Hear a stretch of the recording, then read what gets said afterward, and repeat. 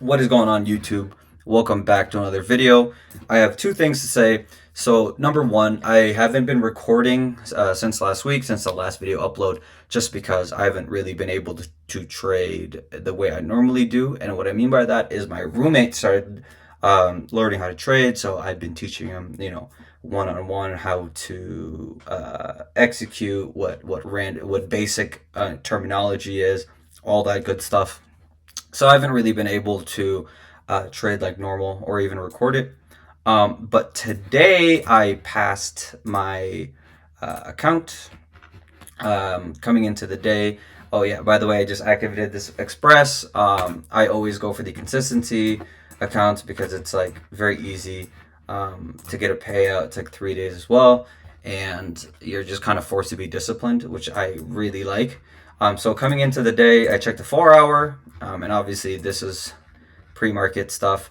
But coming in today, I checked the chart to like 8:15. I saw that price was starting to fill this gap, and obviously that's the only really good draw for today, except for this low. And even then, it's like price is highly unlikely to take out this draw while this new week opening gap is right above us. So I was heavily bullish for today.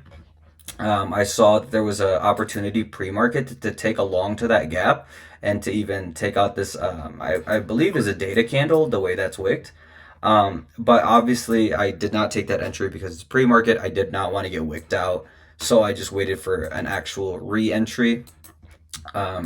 So coming into the day, I just kept watching price go lower and lower and lower until we finally created this SMT down here with these lows and then this.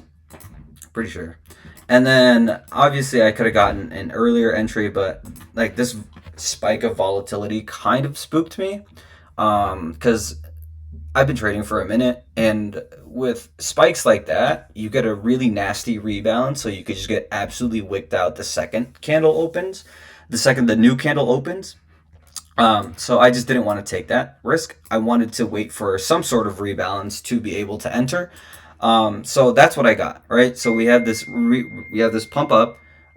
Price is respecting this 1 minute gap right here. Obviously, you are not going to be able to see any sort of manipulation here, but this SMT is protected because price is pushed so far past it. And then I just waited for price to come in, fill this gap, and then start to push up higher. I wanted price. I mean, I could have gotten an entry as soon as this 1 minute inverse, but I wanted to see price actually respect and get out of this area. So I waited for price to do another pullback because obviously you can't get a spike up without pulling back most of the time. And then I just waited for price to like move past these, like, I guess not highs, but this like area. I always think of price as areas, like price of, like consolidation like this is an area. For example, as well, this is an area for me.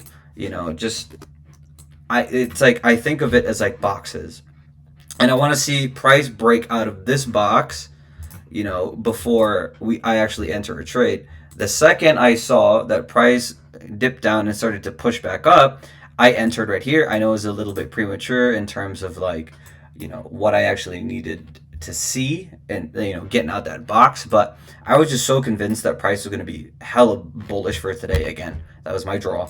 That was my bias. That was my narrative. And yeah, so I've had my stops right below this wick just in case we want to tap into this wick and then continuously go higher. But again, the likelihood of that was very low. So I just kind of like, normally you're supposed to have your stops here, but I was so convinced that this was the push up that I just had a smaller stop. Same thing with here. My target was at 24 points. Just that's all I needed to pass that account.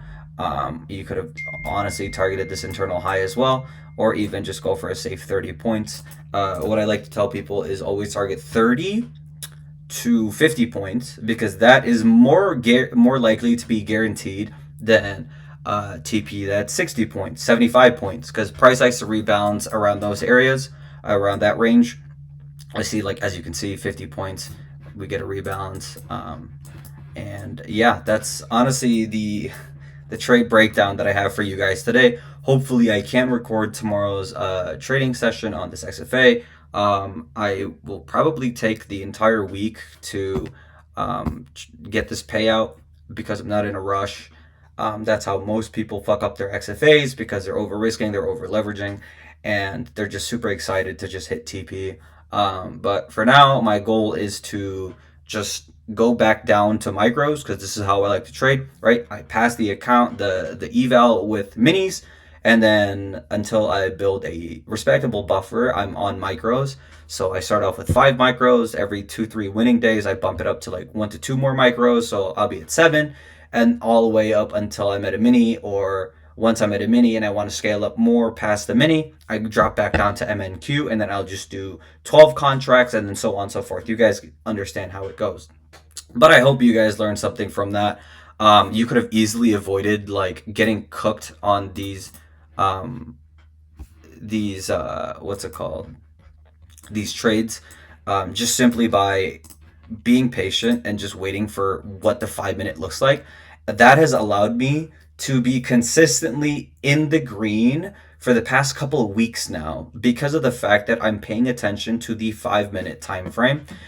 You could easily avoid this 1 minute slop if you just waited for price to break out this range on the 5 minute. Um, but yeah, that's honestly the only trade recap and the only thing I have to talk about today. So I hope you guys enjoyed that video. Hope you guys learned something from that video, and I will see you guys in the next one. See ya.